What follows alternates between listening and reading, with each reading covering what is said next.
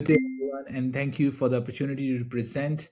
Today, I'm introducing Gameforge, an AI-powered pre-production studio um, built specifically to solve one of the biggest and most expensive problems in game development, turning ideas into coherent, production-ready game worlds without losing time, consistency, or creative control.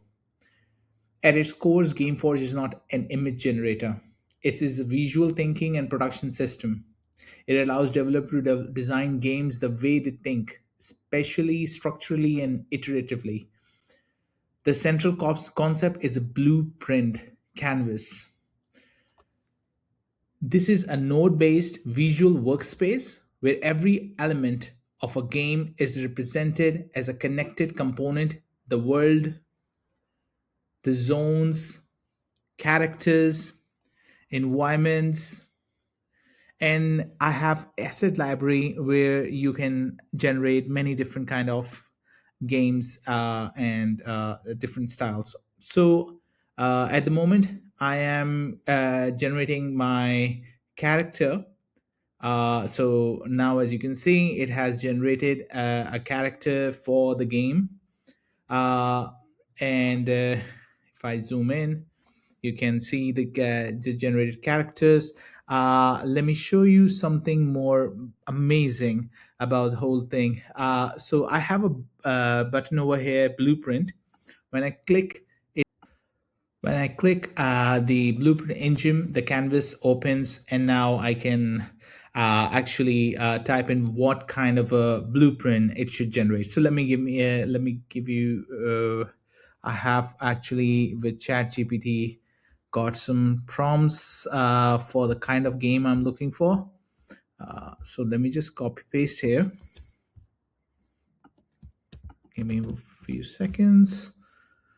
Okay.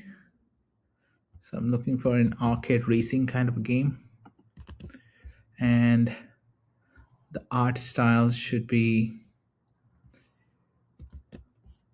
a little bit cartoonish, Nintendo kind of style, kind of stuff.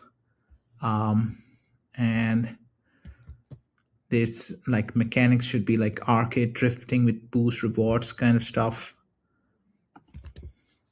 And the target audience of mine would be fans of Mario Kart style racing, competitive but non hardcore players. Or you can choose however you like it. So when I click the generate 3D blueprint button, it takes a little while. Now what it's doing is behind the scene, it is generating all the nodes and the connections and everything. So it has created right now 28 nodes with 39 different connections. It created a world, the zones, different zones. Sunshine zone, there will be one level in the game. Coast, Candy Coast, Volcano Valley, Sky Highway, Sunshine City, the scenes. Then it has created from that zones how the scenes would look like. So Sunshine City Grand Prix start. Then it also has created characters, mechanics, and you can see all the connections and interface and mechanics. Everything is linked. It's just amazing for the game developer. And I can tell you about myself, I'm also a game developer, an indie game developer. And I can tell you that this is a game changer for me to have a prototype blueprint. From there I can build something more bigger. I can design all the codings and make the game more richer. So give us so meanwhile it is actually building everything. One of the images already has created Joyride Blast. So this is going to be the name of the game. And it looks really interesting. So let me fast forward, let it get all the images generated, and I'll show you then. So meanwhile, it is generating all the images and everything. I want to mention this. This is where Brea's Fibo technology becomes absolutely critical. Gameforge uses Fabo, JSON. Let me show you. JSON parameters, and it's actually by using it controllability to translate creative intent into structured deterministic generations. Instead of relying on fragile prompt engineering, every node generates assets using structured parameters such as composition, lighting, camera angle, depth, color palette, and styled strength. This allows the applications to maintain a consistent art directions across hundreds of assets automatically. So every asset is being generated, it understands even the connections and everything from where it is generating the whole concept and everything. So it is very amazing stuff. And Gameforge also supports 2D, 3D production. So it has 2D, 3D production going on over here, and allowing developers to switch between pipelines, different pipelines depending on the type of game they are building. When switching modes, the asset library, node types, generation logic adapts automatically, ensuring the developer is always working with the correct production context. Another key innovation is the game build pipeline. I'm going to come on this thing later on. But before that, I want to tell you something about the style DNA.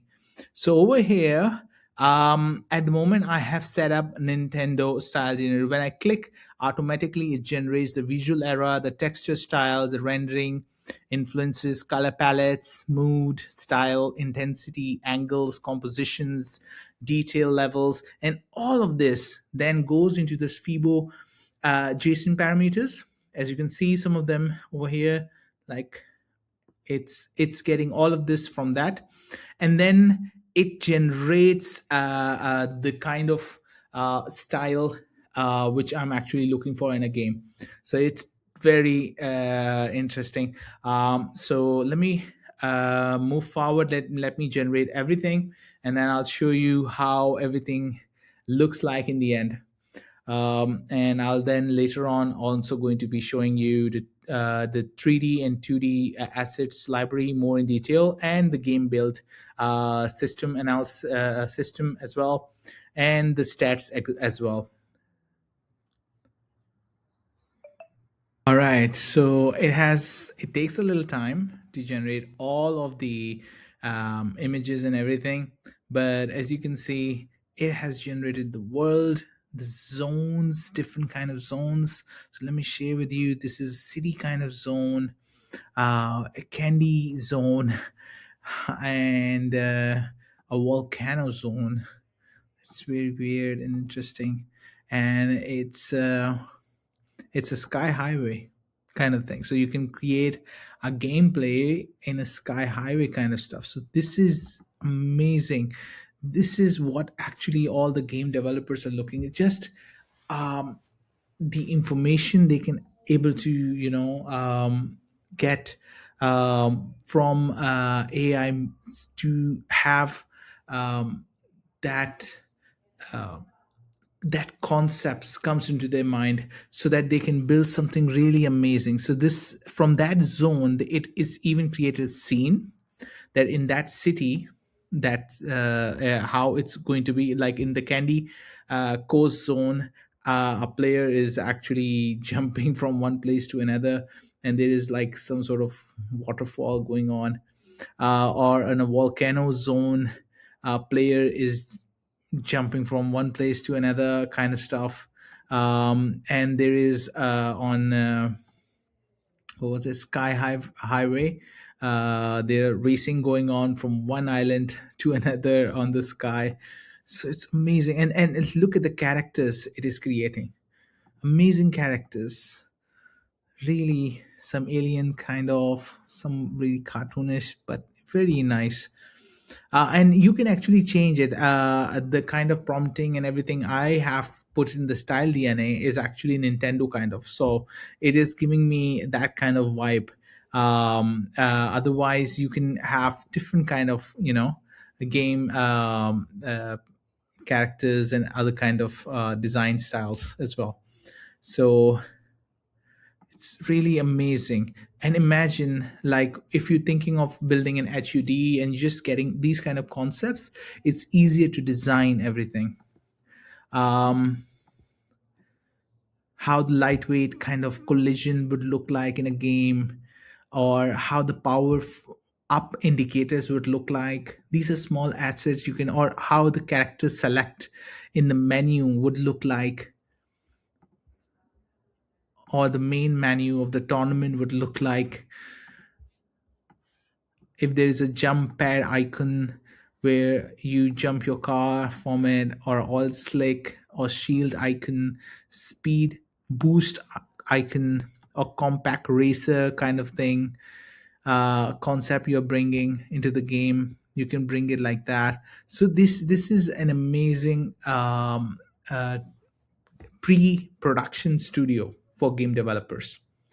They can get all the ideas and everything, and then they can make the games. I am also in the future, I'll be bringing, as you can, I want to show you this 2D library. So in the 2D, this is completely different assets we have. I'm bringing sprite sheet and everything. I'm going to be making a 3D, just by, like, after we have created this cartoonish kind of image. By clicking one button, we can get some sort of item for like to animate this whole character, or make it a 3D kind of model which they can actually put it into their games. I'm also later on going to be integrating with Unity and Unreal Engine, so that the developers can directly use this tool and bring items into their games. And There's a lot of ideas I'm planning to bring in the future. So if we look in the stats button, it has created almost 28 nodes.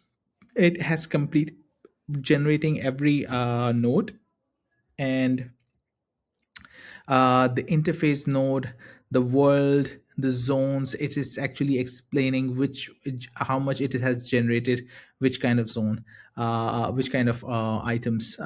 So this is the thing which I have built, and by clicking just one button, now it is actually uploading to Cloudflare.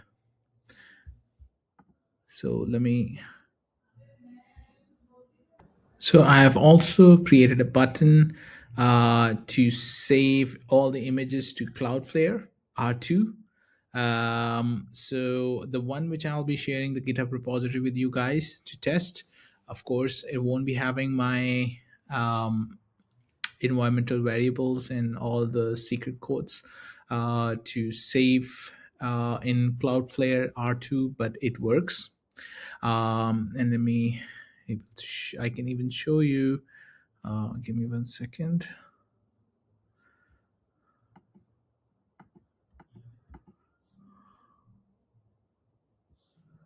Okay, so before I go move forward, let me do some other things which I'll show you.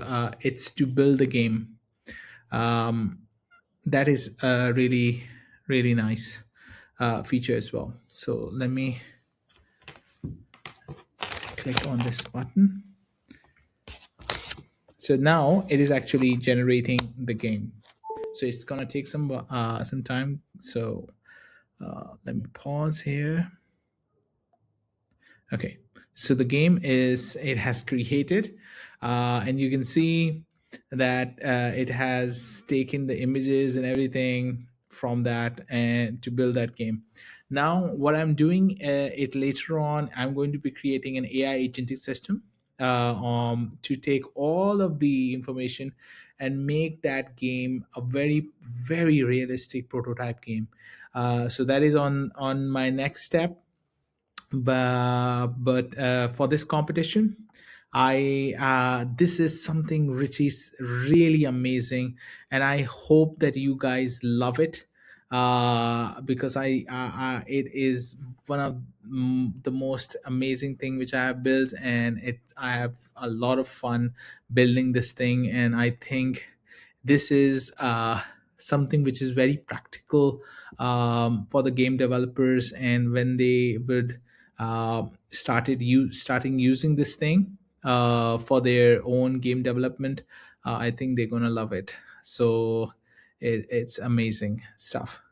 So thank you guys, and I hope you loved Gameforge, and I I'm not gonna stop building this thing. I'm gonna make this thing next big thing. All right, thank you. Bye.